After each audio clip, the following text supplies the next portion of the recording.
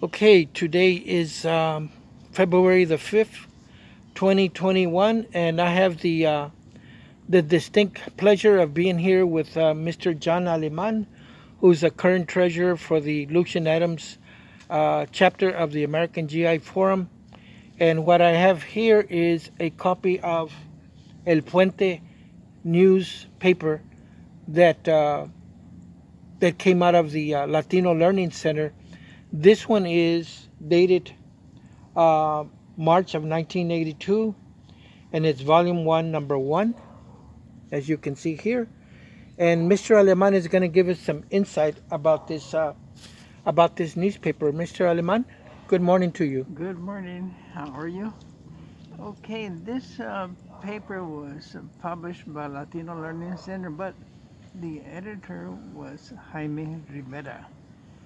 At that time, Jaime was working for the University of Houston in the sociology department, and he was very well known throughout the community. He was involved in a lot of things. For instance, he was the head of the Chicano Human Service Workers, which he started, and that was encompassing all the people, all the Chicanos that were active in the community. And he came to Latino as we were starting, and he wanted to use us as a base of operation. So we said, of course, because at that time we were trying to serve as a incubator for a lot of organizations. They didn't pay us any rent, but we were there to house whoever wanted to be housed, and we got our funding from corporations or whoever we could, or we sold tamales or whatever. And Jaime was a very active person in the community, and he wanted to embrace the community. So he wanted to start a newspaper, which he called El Puente, because he said that is the way that we're going to bridge the two uh, communities, the non-Hispanic community and the Hispanic community.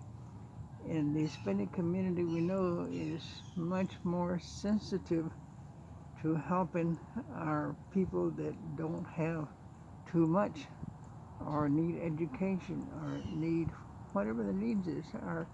We are sensitive to those needs, but the other community uh, needs to be worked on. We need to bring them into the fold, so to speak. And he said, I have an idea that this newspaper, El Puente, can serve to do that. We will be able to publish articles. We will have, of course, Jaime was the editor, and of course he was a very good writer. He had a master's degree at the time, and he was working on his doctorate, and but he was very grassroots oriented. He said, I am here in the barrio, not as a visitor, not as a guest, but this is where I live. This is where I came from.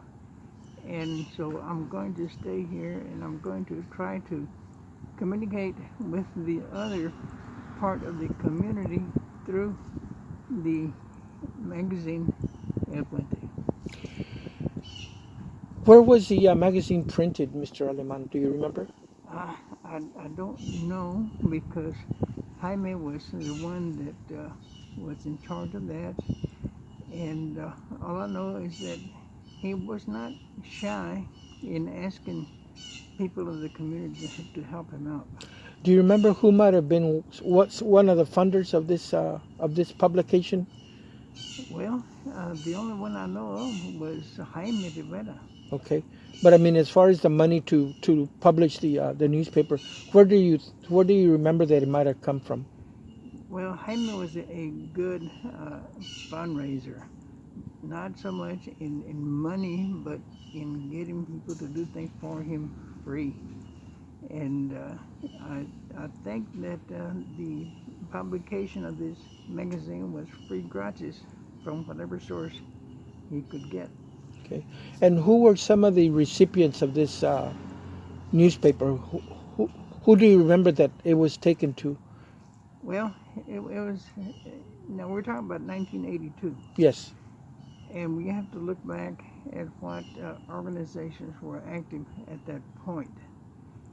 And the first one that comes to mind is Ripley House. Ripley House, the old Ripley House, was there on right off of Canal. Lovejoy. Yes, Mm-hmm. and they were trying to help the community, and so we communicated with them a lot of times.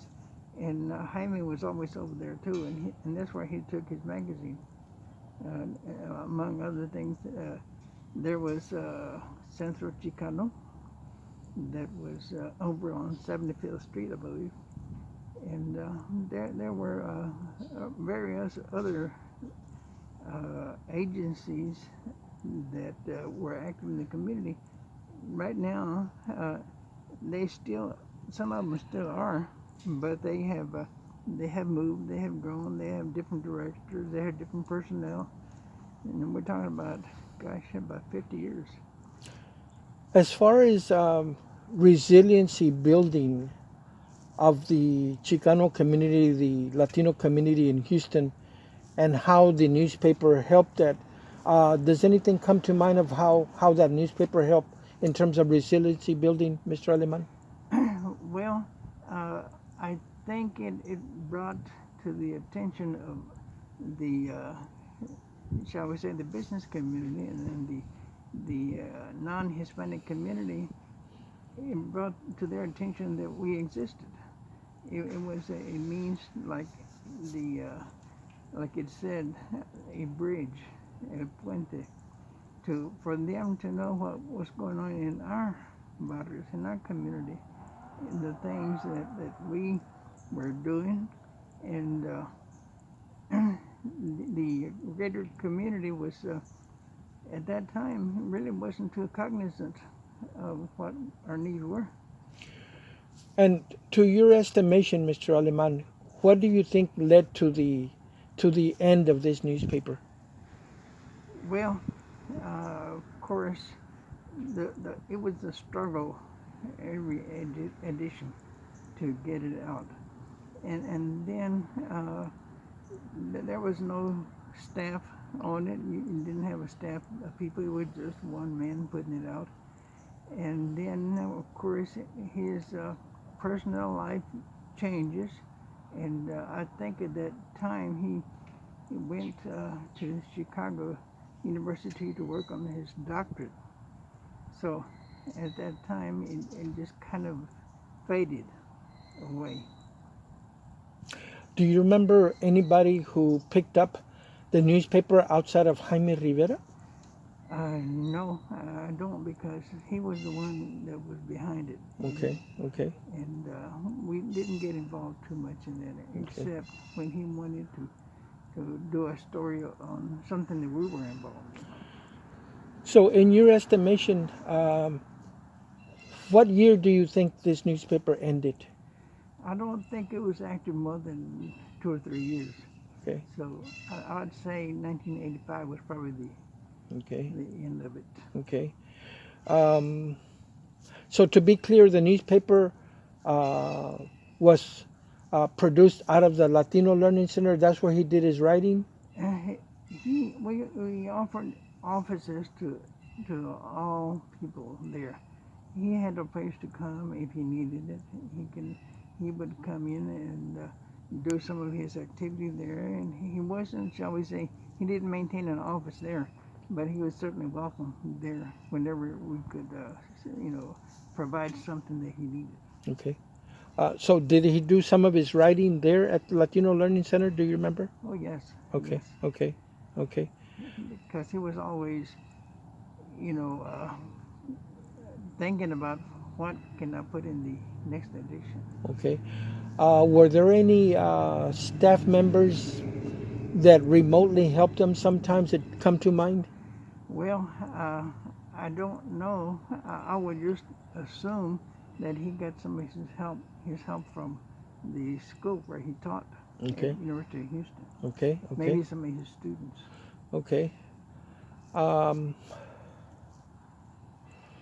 all right. So we've learned about why the newspaper ended, and that's probably because Jaime went to do his doctoral work Yes. outside of the state. Yes. Do you have any other anything else that you can add to why the newspaper ended, in your estimation, Mr. Aleman? Well, it just seems to me that it was a very targeted type of activity to a very small audience. And so when you have that, you don't have the backing of people that can advertise in your newspaper. Our audience was too small, and so for that reason, it didn't survive. Okay. Last question. With regards to the inclusion of the Chicano community, specifically the Chicano community, uh, what comes to mind of how this newspaper connected to that community? Well, of course, uh, the community was kind of small even then, and so it served to get other people to know what we were doing, and we learned what they were doing, and it was a means of communication. And Jaime was a good communicator, and so he would go over to one agency and say, "Hey, I just came back from so and so agency, and well, guess what they're doing, and maybe you ought to talk to them or visit." And so, in that respect, he was a good communicator. Okay. So this is Jesus Medel speaking with Museo Guadalupe Aztlan. This interview that I had with Mr. John Aleman falls within two projects of our museum, the Sembradores de Aztlan Oral History Project and our newly formed project that began last year, which is the Chicano Anáhuac Digitizing Project. Mr. Aleman, bendiciones a usted y su familia, y muchas gracias por esta entrevista, and thank you for adding to the history of our community. Gracias a usted. Sí.